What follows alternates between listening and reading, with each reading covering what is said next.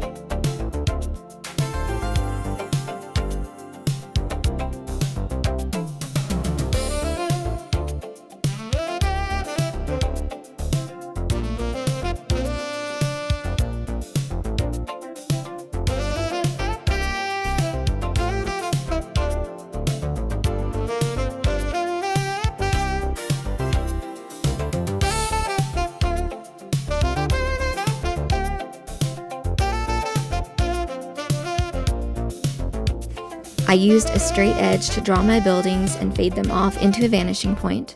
I decided to turn the barn into a barn-themed business, like a bar or hotel or something. The other barn I decided to just turn into a dome.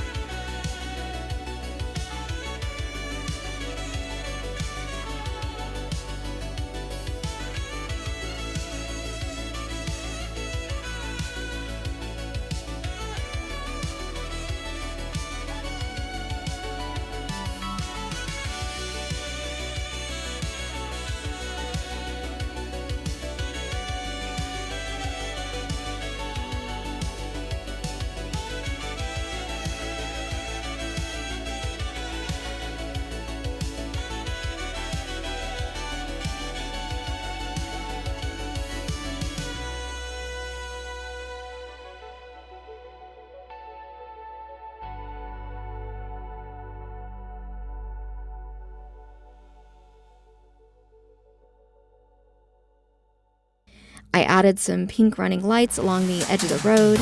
To make the colors look more neon, I added a thin white line through the center. I started off with white paint and soon realized a gel pen was the better option.